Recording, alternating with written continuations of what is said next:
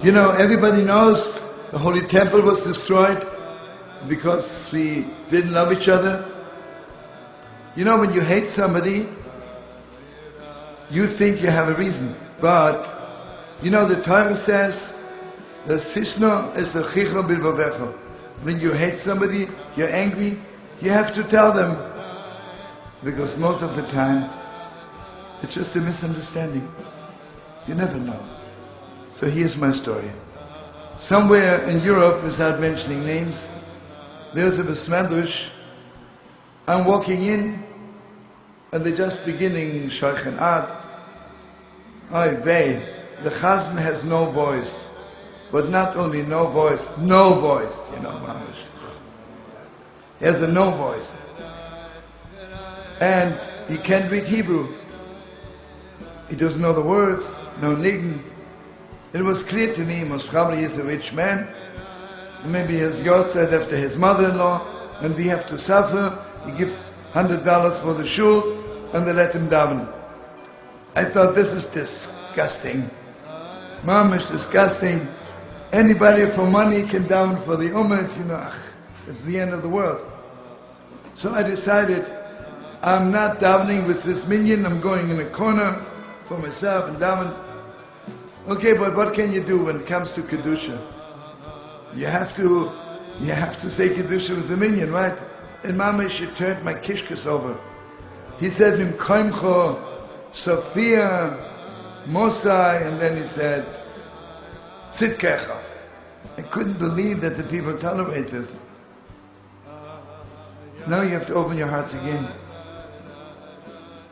You know, when it comes to taking out the Torah, if you want to or not, you go up there to kiss the Holy Torah.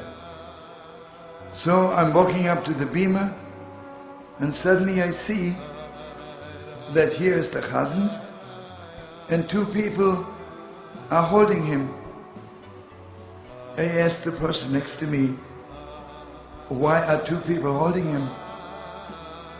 And they said to me, don't you know who this is?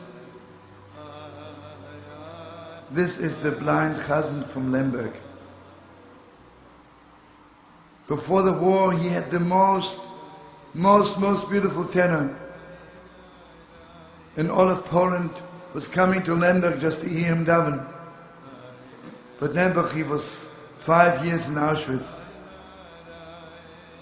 When I looked at his face, I could see Lemberg. He had no more eyes, just scars over his eyes from the whipping.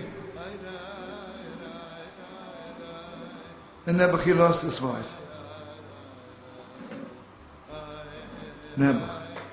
And he didn't want to daven. He says, I don't know the words and I can't sing anymore. But the Yidden says, we remember you from Lemberg. Please, just one more time. Please. Who can bring all our prayers, all our pain before God, if not you? I mean, can you imagine how he was davening? If I live 1,000 years, I will never daven on Yom Kippur like he davened on that Shabbos morning. Thought to myself, where are my ears? This Yid was davening. Who knows where his prayers reached? And I didn't even have the guts to daven with him. But you know, my beautiful friends, whenever you're at the end, then God has compassion upon you, and something happens, and someone gives you back your neshama. As he was coming down with the Torah, two people were holding him. As he passed me by, instead of kissing the Torah, I kissed his hand. And he said to the people who are holding him, who kissed my hand? So they told him, Shlomi Karbach. And suddenly he turned Nebuch, his blind eyes to me, and he said, hey, Shloimele, I like your negunim.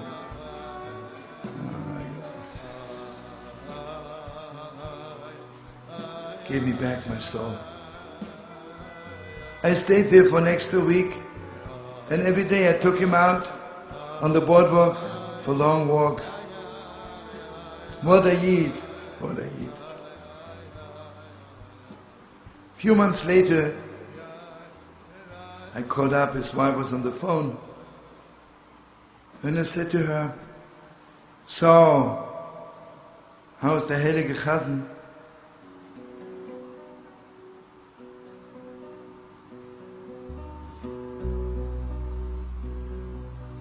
I called up and his wife was on the phone, and I asked her, how's your holy husband? How's the Heilige Chazan? And this is what she said.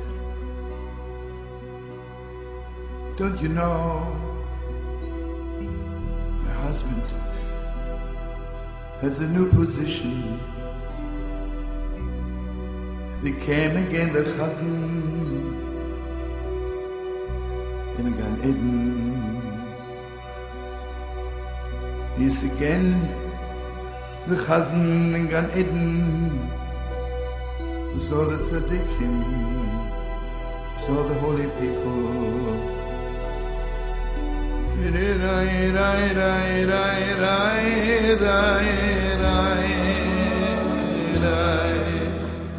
Rai, rai, rai.